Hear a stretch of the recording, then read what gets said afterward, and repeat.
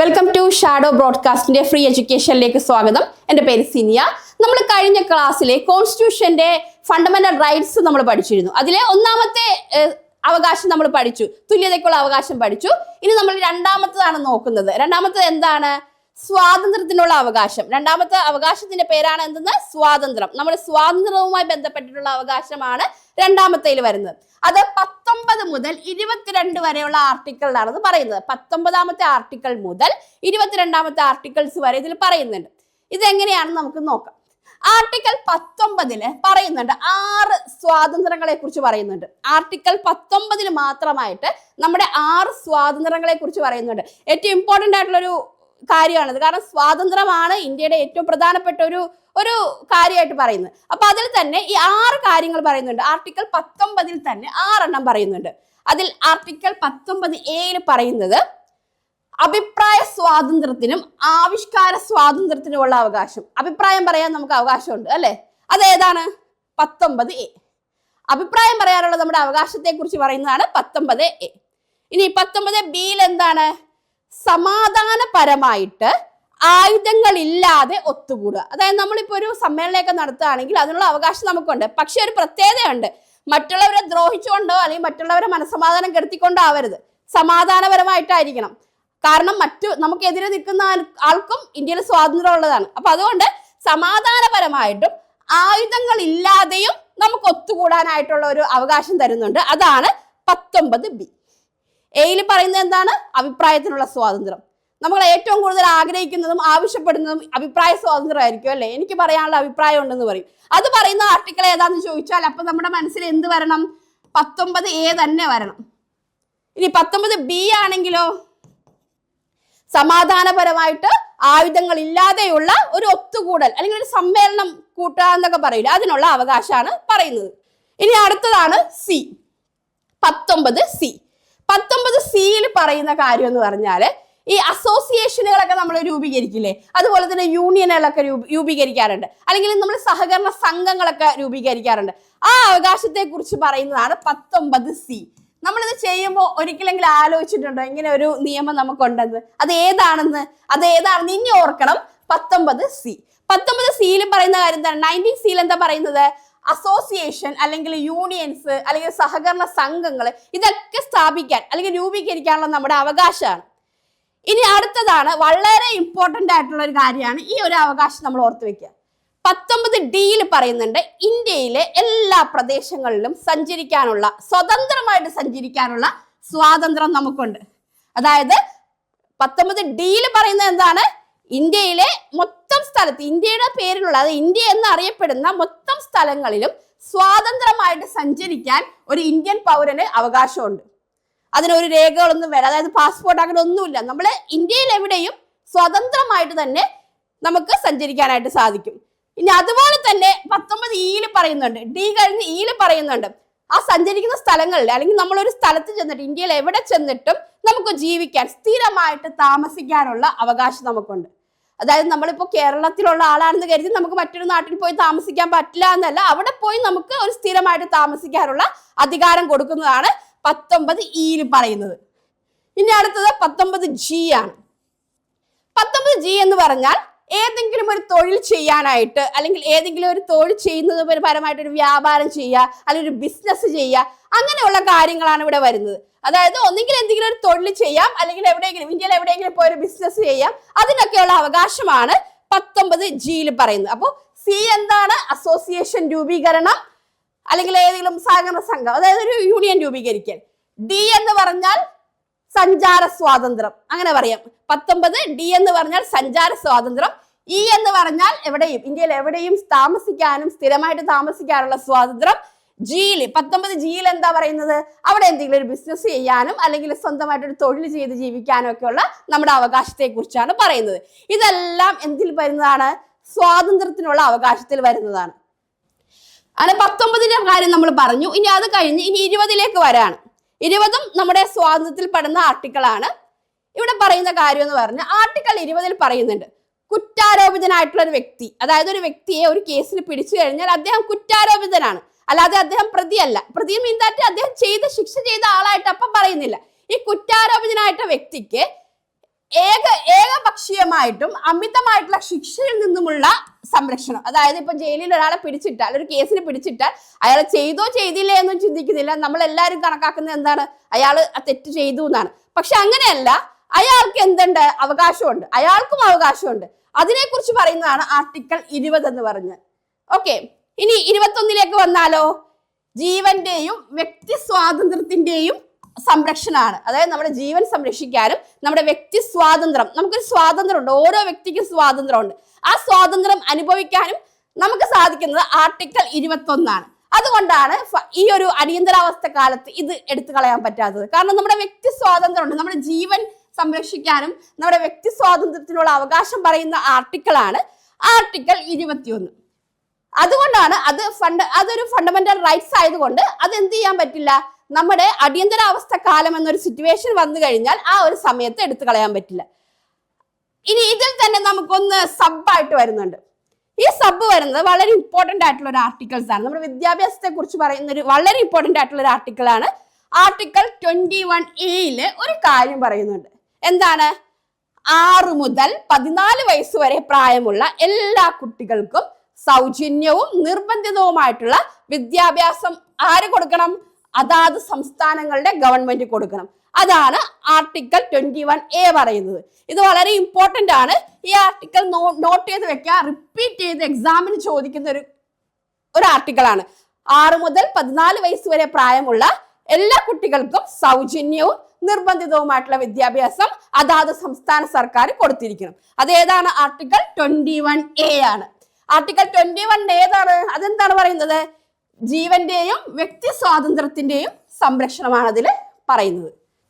ഇനി നമ്മൾ ഈ ഒരു വിദ്യാഭ്യാസത്തെ കുറിച്ച് ഒരു ആർട്ടിക്കിൾ പറഞ്ഞല്ലോ, അതുമായി ബന്ധപ്പെട്ട് വരുന്ന ഒരു ആർട്ടിക്കിൾ ആണത്. ഇതും കൂടെ ഒന്ന് നോട്ട് ചെയ്ത് വെക്കണം.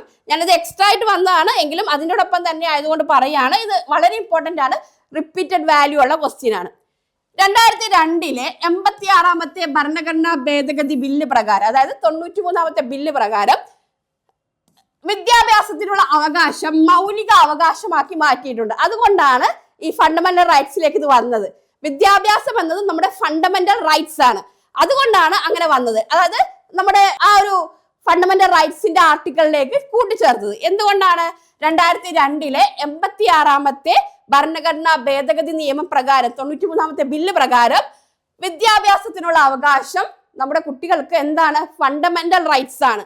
അങ്ങനെ പറഞ്ഞുകൊണ്ടുവന്ന ഒരു ആർട്ടിക്കിൾ ആണ്. ഈ ഭേദഗതിയിലൂടെയാണ് ആർട്ടിക്കിൾ 21A ഇത് ചേർക്കുന്നത്. അങ്ങനെയാണ് നമ്മുടെ ഫണ്ടമെന്റൽ റൈറ്റ്സ് ആയിട്ട് വരുന്നത്. പാർലമെന്റ് പാസാക്കിയ വിദ്യാഭ്യാസ അവകാശ നിയമം നിലവിൽ വന്നത് എപ്പോഴാണ്?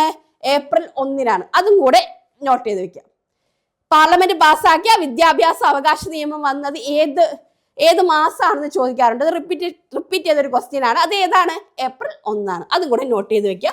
ഇത് വളരെ ഇമ്പോർട്ടന്റ് ആണ്, റിപ്പീറ്റഡ് വാല്യൂ ഉള്ള ക്വസ്റ്റ്യൻ ആണ്. പല എക്സാംസുകളിലും റിപ്പീറ്റ് ചെയ്ത് ചോദിച്ചിട്ടുള്ളതാണ്. ഇനി അടുത്തതാണ് ആർട്ടിക്കിൾ 22. 21 വരെയാണ് നമ്മൾ പറഞ്ഞത്. ഇനി ആർട്ടിക്കിൾ 22 പോകാം. ഇതിന്റെ പ്രത്യേകത എന്ന് പറഞ്ഞാല് വീണ്ടും ഒരു കാര്യം പറയുന്നുണ്ട്. ഏകപക്ഷീയമായ അറസ്റ്റും തടങ്കലും സംഭവിച്ചാൽ അതിൽ നിന്നുള്ളൊരു സംരക്ഷണമാണ്. അതായത് അറസ്റ്റ് ചെയ്യുമ്പോഴും തടങ്കൽ വെക്കുമ്പോഴും അതിനെതിരെ നമുക്ക് പ്രവർത്തിക്കാൻ കഴിയുന്ന ഒരു ആർട്ടിക്കിളാണ് ആർട്ടിക്കിൾ 22. അതായത് അറസ്റ്റ് ചെയ്ത വ്യക്തിയെ 24 മണിക്കൂറിനുള്ളിൽ അടുത്തുള്ള മജിസ്ട്രേറ്റിന്റെ മുമ്പിൽ എന്ത് ചെയ്യണം? ഹാജരാക്കണം. അല്ലാതെ അയാളെ തടങ്കിൽ വെക്കാനൊന്നും സാധിക്കില്ല. 24 മണിക്കൂറിനുള്ളിൽ തൊട്ടടുത്തുള്ള മജിസ്ട്രേറ്റിന്റെ മുമ്പിൽ അത് ഹാജരാക്കണം. എന്നിട്ട് അദ്ദേഹത്തിന് റിമാൻഡ് ഉണ്ടെങ്കിൽ റിമാൻഡ്, അല്ലെങ്കിൽ എന്താണെന്ന് വെച്ചാൽ അത് ചെയ്യാനായിട്ടുള്ള ആ വ്യക്തിയുടെ അവകാശത്തെ കുറിച്ചാണ് ആർട്ടിക്കിൾ 22 പറയുന്നത്. അതായത് പ്രിവെന്റിംഗ് ഡിറ്റൻഷൻ എന്ന് പറയും. പ്രിവെന്റിംഗ് ഡിറ്റൻഷൻ എന്ന് പറഞ്ഞാൽ എന്താണ്? തടങ്കൽ വെക്കുന്നത്. അതായത് ഗവൺമെന്റ് അറിയാം, അതായത് ഇപ്പൊ അതിന് രേഖയൊന്നും ഉണ്ടാവില്ല, ഒരാളെ പിടിച്ചുകൊണ്ട് പോയി തടങ്കിൽ വെച്ച് കഴിഞ്ഞാൽ അതാണ് ഈ പ്രിവെന്റിംഗ് ഡിറ്റൻഷൻ എന്ന് പറഞ്ഞാൽ. അതിനെതിരെ ഉള്ളതാണ് ഈ ആർട്ടിക്കിൾ 22 എന്ന് പറഞ്ഞാൽ. അതായത് ഒരു വ്യക്തിയെ പിടിച്ചാൽ 24 മണിക്കൂറിനുള്ളിൽ അദ്ദേഹത്തെ തൊട്ടടുത്തുള്ള മജിസ്ട്രേറ്റിന്റെ മുമ്പിൽ എന്ത് ചെയ്യണം? ഹാജരാക്കണം. എന്നിട്ട് അദ്ദേഹം റിമാൻഡ് ചെയ്യുകയോ അല്ലെങ്കിൽ ജാമ്യം കൊടുക്കുകയോ ചെയ്യും. അപ്പൊ അതിന് വേണ്ടിയിട്ടുള്ള ഈ ഒരു ഫെസിലിറ്റി കൊടുക്കുന്നതാണ് ആർട്ടിക്കിൾ 22 എന്ന് പറയുന്നത്. ഇനി അടുത്തതാണ് 3ാമത്തെ അവകാശം. നമ്മുടെ 3ാമത്തെ അവകാശമാണ് ചൂഷണത്തിനെതിരായിട്ടുള്ള അവകാശം. ചൂഷണം നേരിടാതിരിക്കാനായിട്ടുള്ള നമ്മുടെ അവകാശമാണിത്. ഇത് 2 ആർട്ടിക്കിളാണുള്ളത്, 23ഉം 24. ആർട്ടിക്കിൾ 23 ആണെങ്കിൽ എന്താണ്? മനുഷ്യരുടെ ഗതാഗതവും മറ്റു സമാനമായിട്ടുള്ള നിർബന്ധിതമായ ജോലികൾ. അതായത് ഇവിടെ പറയുന്നത് വെച്ചാൽ മനുഷ്യരെ നിർബന്ധിച്ച് ജോലി ചെയ്യിപ്പിക്കുക എന്ന് പറയൂലേ, അതായത് നമ്മളെ ചൂഷണം ചെയ്തുകൊണ്ട് ജോലി ചെയ്യിപ്പിക്കുക, പറഞ്ഞ ശമ്പളം തരാതിരിക്കുക, അല്ലെങ്കിൽ അമിതമായിട്ടുള്ള ജോലി ചെയ്യിക്കുക, അല്ലെങ്കിൽ അപകടകരമായിട്ടുള്ള ജോലി ചെയ്യിക്കുക, അങ്ങനെയുള്ളതിൽ നിന്നൊക്കെയുള്ള ഒരു മോചനമാണ് ആർട്ടിക്കിൾ 23 പറയുന്നത്. അതിനെതിരെയുള്ള ഒരു അവകാശമാണ് ആർട്ടിക്കിൾ 23 പറയുന്നത്. ഇനി 24 ഒരു കാര്യം പറയുന്നുണ്ട്, അത് കുട്ടികൾക്ക് വേണ്ടിയിട്ടുള്ളതാണ്. 14 വയസ്സിന് താഴെയുള്ള കുട്ടികളെ ജോലി ചെയ്യിപ്പിക്കുന്നത് തെറ്റാണ്. അത് ശിക്ഷയ്ക്ക് അർഹതയുള്ള ഒരു കേസാണ്. അതായത് ആർട്ടിക്കിൾ 24 പറയുന്ന ഒരു കാര്യം എന്ന് പറഞ്ഞാൽ 14 വയസ്സിന് താഴെ പ്രായമുള്ള കുട്ടികളെ കൊണ്ട് നിർബന്ധിതമായിട്ട്, അല്ലെങ്കിൽ നിർബന്ധിതമാവണ്ട, അവരെ കൊണ്ട് ജോലി ചെയ്യിപ്പിക്കാൻ പാടില്ല.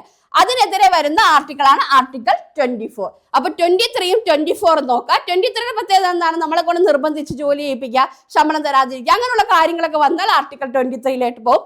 24 കുറച്ച് ഇമ്പോർട്ടൻസ് നമ്മൾ കൊടുക്കേണ്ടത്. അതാണ് റിപ്പീറ്റ് വാല്യൂ ഉള്ളത്. കാരണം 14 വയസ്സിൽ താഴെയുള്ള കുട്ടികളെ ജോലി ചെയ്യിപ്പിക്കുന്നതിന് എതിരെയുള്ള ഒരു ആർട്ടിക്കിൾ ഏതെന്ന് ചോദിക്കാറുണ്ട്. അത് ആർട്ടിക്കിൾ 24 ആണ്. അല്ലെങ്കിൽ ആർട്ടിക്കിൾ 24 താഴെ പറയുന്നവയിൽ ഏതാണ് എന്നും ചോദിക്കാറുണ്ട്. അപ്പോഴും മാറിപ്പോകരുത്, 14 വയസ്സിൽ താഴെയുള്ള കുട്ടികളെ കൊണ്ട് ജോലി ചെയ്യിക്കരുത്. അതാണ് ആർട്ടിക്കിൾ 24. ഇനി അടുത്തത് 4ാമത്തെ അവകാശം. നമ്മുടെ 4ാമത്തെ അവകാശം എന്താണ്?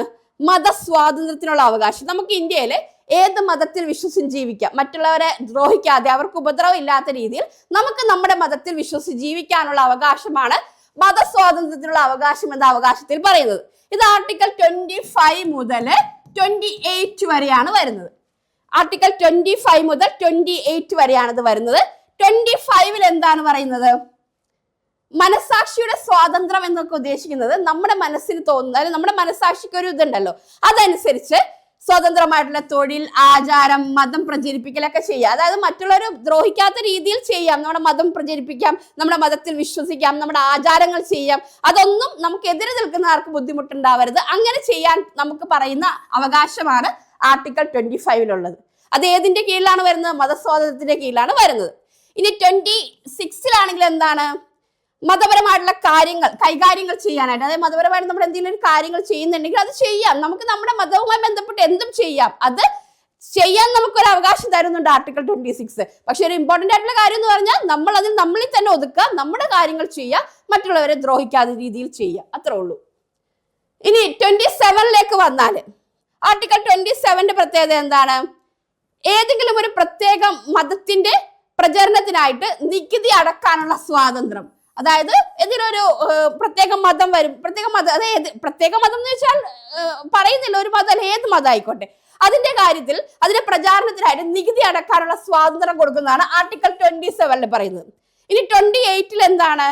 28 കാര്യം നമുക്ക് കുറച്ചറിയാം. ചില സ്ഥാപനങ്ങളിൽ, മതപരമായിട്ടുള്ള സ്ഥാപനങ്ങളിൽ അവരുടെ മതം അവിടെ പ്രചരിപ്പിക്കുന്നുണ്ട്. അതിനുള്ള ഒരു അവകാശം അവർ കൊടുക്കുന്നുണ്ട്. അവരുടെ ആരാധനാലയങ്ങൾ പ്രവർത്തിക്കാനും അല്ലെങ്കിൽ അവിടെ പ്രബോധനങ്ങൾ നടത്താനും ഒക്കെയുള്ള സ്വാതന്ത്ര്യം സ്കൂളുകളിൽ കൊടുക്കുന്നുണ്ട്. അതാണ് ആർട്ടിക്കിൾ 28 പറയുന്നത്. ഇവിടെ പ്രത്യേകതയുണ്ട്. അവരുടെ മതം അവർക്ക് അവിടെ പ്രചരിപ്പിക്കാം, അതിനു വേണ്ടിയിട്ടുള്ള പ്രാർത്ഥനകളൊക്കെ നടത്താം, അതൊന്നും കുഴപ്പമില്ല. പക്ഷെ വേറൊരു പ്രശ്നങ്ങളൊന്നും ഉണ്ടാവരുത്. അങ്ങനെയുള്ളതാണ് ആർട്ടിക്കിൾ 28 പറയുന്നത്. ഇത് നമ്മളൊന്ന് നോട്ട് ചെയ്യുക, നമുക്കത് അറിയാം. ഇത് മിക്കവാറും നടക്കുന്ന ഒരു കാര്യമാണ്, നമ്മൾ കണ്ടിട്ടുള്ള ഒരു കാര്യമാണ്. ഇനി അടുത്തതാണ് നമ്മുടെ 5ാമത്തെ അവകാശം. 5ാമത്തെ അവകാശം എന്താണ്? അതായത് നമുക്ക് വിദ്യാഭ്യാസപരമായിട്ടുള്ളതും സാംസ്കാരികപരമായിട്ടുള്ള അവകാശങ്ങളാണ് വരുന്നത്. അതായത് 29 മുതൽ 13 വരെയാണ് ഈ അവകാശം വരുന്നത്. 2 കാര്യങ്ങൾ ഇവിടെ പറയുന്നുള്ളൂ. ആർട്ടിക്കിൾ 29 ന്യൂനപക്ഷങ്ങളുടെ താല്പര്യങ്ങൾ സംരക്ഷിക്കുക. മൈനോറിറ്റി പീപ്പിൾസ് ഉണ്ടല്ലേ ഇന്ത്യയിൽ, അവരുടെ താല്പര്യങ്ങളെ സംരക്ഷിക്കാനായിട്ട് വന്ന ആർട്ടിക്കിളാണ് ആർട്ടിക്കിൾ 29. അത് ഇമ്പോർട്ടന്റ് ആണ്. ന്യൂനപക്ഷങ്ങളുടെ താല്പര്യങ്ങളെ സംരക്ഷിക്കാനായിട്ട് വന്ന ആർട്ടിക്കിൾ ഏതെന്ന് ചോദിക്കാറുണ്ട്. ആർട്ടിക്കിൾ 29 ആണ് അതിന്റെ ആൻസർ. ഇനി ആർട്ടിക്കിൾ 13 ആണെങ്കിൽ എന്താണ്? വിദ്യാഭ്യാസ സ്ഥാപനങ്ങളിൽ എന്താണ്? അത് നിയന്ത്രിക്കാനായിട്ടുള്ള ന്യൂനപക്ഷങ്ങളുടെ അവകാശമാണ്. അതായത് ഈ വിദ്യാഭ്യാസ സ്ഥാപനങ്ങളിൽ എന്ത് ചെയ്യാം? ന്യൂനപക്ഷങ്ങൾക്ക് വർക്ക് ചെയ്യാം. അതായത് ന്യൂനപക്ഷങ്ങൾക്ക് സ്വന്തമായിട്ട് വിദ്യാഭ്യാസ സ്ഥാപനങ്ങൾ തുടങ്ങാനുള്ള അവകാശം കൊടുക്കുന്നുണ്ട്. അതാണ് ആർട്ടിക്കിൾ 13 പറയുന്നത്. ഈ 2 ആർട്ടിക്കിളും സാംസ്കാരികപരമായിട്ടുള്ളതും വിദ്യാഭ്യാസപരമായിട്ടുള്ള അവകാശങ്ങളെ കുറിച്ച് പറയുന്ന ആർട്ടിക്കിളാണ്. ഇനി ഇതിനകത്ത് ലാസ്റ്റ് വണ്ണാണ്, ഫൈനൽ വണ്ണാണ്, 6ാമത്തത്. ഭരണഘടനാപരമായിട്ടുള്ള പരിഹാരത്തിനുള്ള അവകാശം. ഇത് വളരെ ഇമ്പോർട്ടന്റ് ആയിട്ടുള്ള ആർട്ടിക്കിളാണ്. ഈ ആർട്ടിക്കിൾ, ഇതിൽ വരുന്ന ആർട്ടിക്കിൾസ് ഒക്കെ ഇമ്പോർട്ടന്റ് ആണ്, വളരെ ഇമ്പോർട്ടന്റ് ആണ്. ഈ 32 മുതൽ 35 വരെയുള്ള ആർട്ടിക്കിൾസ് വളരെ ഇമ്പോർട്ടന്റ് ആണ്. ഭരണഘടനാപരമായിട്ടുള്ള പരിഹാരത്തിനുള്ള അവകാശമാണ് ഇവിടെ പറയുന്നത്. അതായത് ഇതിൽ പറയുന്ന ഒരു ഇമ്പോർട്ടന്റ് ആയിട്ടുള്ള കാര്യം 32ാമത്തെ ആർട്ടിക്കിളാണ്. ഈ 32ാമത്തെ ആർട്ടിക്കിളിന് ഒരു പ്രത്യേകതയുണ്ട്. മൗലിക അവകാശങ്ങളുടെ അടിസ്ഥാനം എന്ന് പറയുന്നതും ഭരണഘടനയുടെ ആത്മാവും ഹൃദയവും എന്ന് പറയുന്നതും ഈ ആർട്ടിക്കിൾ 32-നെയാണ്. നമ്മളത് പറഞ്ഞിരുന്നു. കാരണം എന്താണ്? ഭരണഘടനാപരമായിട്ടുള്ള പ്രതിവിധിക്കുള്ള അവകാശം. നമ്മുടെ അവകാശങ്ങളെ ആരെങ്കിലും ഹനിച്ചാൽ, ആരെങ്കിലും നമ്മുടെ അവകാശത്തിനെതിരെ പ്രവർത്തിച്ചാൽ അവരെ ചോദ്യം ചെയ്തുകൊണ്ട് നമുക്ക് സുപ്രീം കോടതി വരെ പോകാൻ നമുക്ക് അവകാശം തരുന്ന ആർട്ടിക്കിൾസ് ആണ് ഇവിടെ വരുന്നത്. ആ ഒരു അവകാശമാണ് ഭരണഘടനാപരമായിട്ടുള്ള പരിഹാരം കാണാനുള്ള അവകാശത്തിന് വരുന്നത്. ഇത് വളരെ ഇമ്പോർട്ടന്റ് ആണ്, നോട്ട് ചെയ്ത് വെക്കുക. ഇതിൽ ആർട്ടിക്കിൾ 33ലേക്ക് വരാണെങ്കിൽ, അതായത് 32 നമ്മൾ പറഞ്ഞു, ഇനി 33ലേക്ക് വരാണെങ്കിൽ ഇവിടെ പറയുന്നത് ഈ സേനകളുണ്ടല്ലോ, അതായത് നമ്മുടെ സേനകളുടെ അവരുടെ അപേക്ഷയിൽ അവരുടെ അവകാശങ്ങൾ, അതായത് ആ സേനക്കുള്ള അവകാശങ്ങളെ കുറിച്ചാണ് ഇവിടെ പറയുന്നത്. അത് അവരുടെ അവകാശങ്ങൾ പരിഷ്കരിക്കാനായിട്ടുള്ള പാർലമെന്റിന്റെ അധികാരങ്ങളെ കുറിച്ചൊക്കെ പറയുന്നത്. അങ്ങനെയുള്ള കുറച്ച് കാര്യങ്ങൾ വരുന്നതാണ് ആർട്ടിക്കിൾ 33-ൽ. സേനകൾക്കുള്ള ഒരു അപേക്ഷയിൽ വരുന്ന അവരുടെ അവകാശങ്ങൾ, അങ്ങനെയുള്ള കാര്യങ്ങളാണ് ഇവിടെ വരുന്നത്. അത് പരിഹരിക്കാനുള്ള പാർലമെന്റിന്റെ അധികാരത്തെ കുറിച്ചാണ് ആർട്ടിക്കിൾ 33-ൽ പറയുന്നത്. ഇനി ആർട്ടിക്കിൾ 34-ലാണെങ്കിൽ എന്താണ്? ഏത് മേഖലയിലും പട്ടാള നിയമം പ്രാബല്യത്തിലുള്ളപ്പോൾ അവർക്ക് കൊടുക്കുന്ന ഒരു അധികാരമാണ്. അതായത് ചില സമയങ്ങളിൽ പട്ടാളം ഭരിക്കാറുണ്ടല്ലോ ഇന്ത്യയിൽ, ചില അടിയന്തരാവസ്ഥ കാലഘട്ടങ്ങളൊക്കെ വരുമ്പോൾ പട്ടാള ഭരണം വന്നു എന്നൊക്കെ നമ്മൾ പറയാറുണ്ട്. അതുമായി ബന്ധപ്പെട്ട് വരുന്ന ആർട്ടിക്കിളാണ് ആർട്ടിക്കിൾ 34. അതും ഇമ്പോർട്ടന്റ് ആണ്. 35 എന്താണ്? ഈ ഭാഗങ്ങൾ, ഈ പറയുന്ന കാര്യങ്ങൾ, ഇപ്പൊ നമ്മൾ ഇത്രയും കാര്യങ്ങൾ പറഞ്ഞല്ലോ, ആർട്ടിക്കിൾ 32 മുതലുള്ള കാര്യങ്ങൾ പ്രാബല്യത്തിൽ വരാനുള്ള നിയമനിർമ്മാണം നടത്താനുള്ള കാര്യങ്ങളാണ് ആർട്ടിക്കിൾ 35 പറയുന്നത്. അതായത് ആർട്ടിക്കിൾ 32 മുതൽ 34 വരെ പറഞ്ഞ കാര്യമുണ്ട്. അത് നിയമമായിട്ട് കൊണ്ടുവരാനും ആ നിയമനിർമ്മാണം നടത്തണം, ചിലപ്പോൾ മാറ്റങ്ങളൊക്കെ വരുത്തേണ്ടി വരും. ആ മാറ്റങ്ങളൊക്കെ വരുത്താനുള്ള വ്യവസ്ഥകൾ പറയുന്ന ആർട്ടിക്കിളാണ് ആർട്ടിക്കിൾ 35. ഈ ആർട്ടിക്കിളും വളരെ ഇമ്പോർട്ടന്റ് ആണ്. 6ാമത്തെ അവകാശം വളരെ വളരെ ഇമ്പോർട്ടന്റ് ആണ്. റിപ്പീറ്റ് വാല്യൂ ഉള്ള ക്വസ്റ്റ്യൻസ് അതിൽ നിന്ന് വരാറുണ്ട്. അത് നന്നായിട്ട് നോട്ട് ചെയ്യുക. ഓക്കെ, അപ്പൊ നമ്മൾ ഈ 6 അവകാശങ്ങളെ കുറിച്ച് പഠിച്ചു. ഇനി അടുത്ത ക്ലാസ്സിൽ ഇതിന്റെ ബാക്കി നമുക്ക് നോക്കാം. Thank you.